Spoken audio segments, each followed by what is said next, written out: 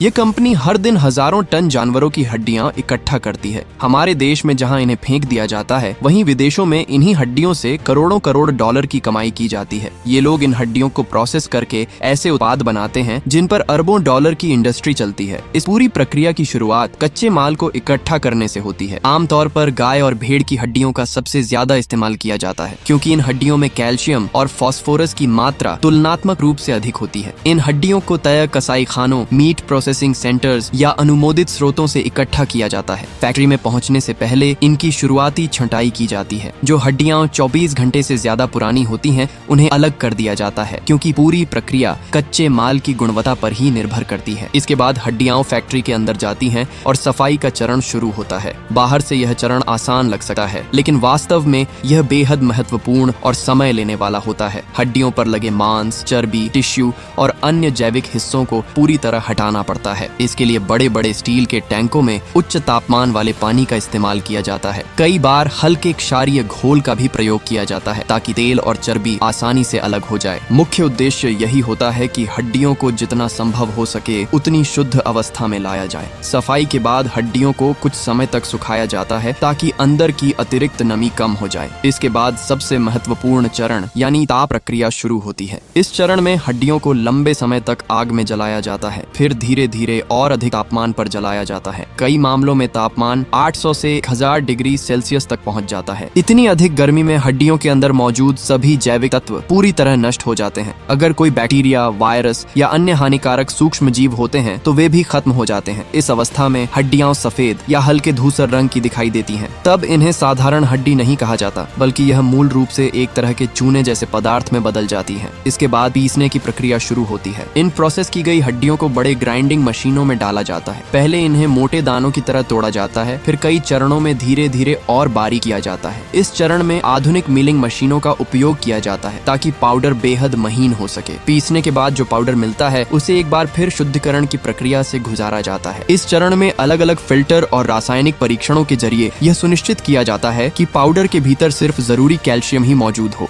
अगर उसमें भारी धातुएं, अवांछित खनिज या कोई भी हानिकारक तत्व पाए जाते हैं, तो उन्हें अलग कर दिया जाता है। इस पाउडर को देखकर यह पहचानना बिल्कुल संभव नहीं होता कि यह हड्डियों से बना है। यह शुद्ध किया गया पाउडर इंडस्ट्री में अलग अलग नामों से जाना जाता है। कहीं इसे कैल्शियम फॉस्फेट कहा जाता है, तो कहीं इसे बोन ऐश के नाम से पहचाना जाता है। इसके बाद इस पदार्थ का इस्तेमाल विभिन्न औद्योगिक क्षेत्रों में किया जाता है। कांच और सिरेमिक इंडस्ट्री में इसका उपयोग मजबूत और टिकाऊ उत्पाद बनाने के लिए होता है। कुछ मामलों में इसका इस्तेमाल पशु आहार, खाद्य निर्माण और अन्य रासायनिक उद्योगों में भी किया जाता है। जानकर आपको हैरानी होगी कि कुछ खास फैक्ट्रियों में कई साल पहले इस पाउडर को पेस्ट आधारित उत्पादों के कच्चे माल के रूप में भी इस्तेमाल किया जाता था। हालांकि आधुनिक फैक्ट्रियों में टूथपेस्ट बनाने के लिए पहाड़ों से अलग अलग तरीकों से रिसाइकल करके निकाला गया कैल्शियम पाउडर इस्तेमाल किया जाता है। इसमें तय मात्रा में शुद्ध पानी मिलाया जाता है। पानी और पाउडर मिलकर एक गाढ़ा मिश्रण बनाते हैं। यही मिश्रण टूथपेस्ट का घिसने मांजने वाला मुख्य काम करता है, यानी दांतों पर जमी गंदगी को साफ करने में मदद करता है। इस चरण में धीरे धीरे कुछ और सामग्री भी जोड़ी जाती है, जैसे झाग बनाने वाले तत्व, ताकि ब्रश करते समय झाग बने। स्वाद बेहतर करने के लिए पुदीना या अन्य फ्लेवर मिलाए जाते हैं। मीठे स्वाद के लिए चीनी की जगह कुछ मामलों में नमक का भी इस्तेमाल किया जाता है। कई बार दांतों की सुरक्षा के लिए अतिरिक्त तत्व भी जोड़े जाते हैं। सभी सामग्री एक साथ मिलाने के बाद इन्हें खास मशीनों में लंबे समय तक मिक्स किया जाता है। ये मशीनें इस तरह बनाई जाती हैं कि उनके अंदर हवा न जा सके, क्योंकि हवा चली जाए तो पूरा मिश्रण सख्त हो सकता है। पेस्ट तैयार होने के बाद उसे सीधे पैक नहीं किया जाता। उससे पहले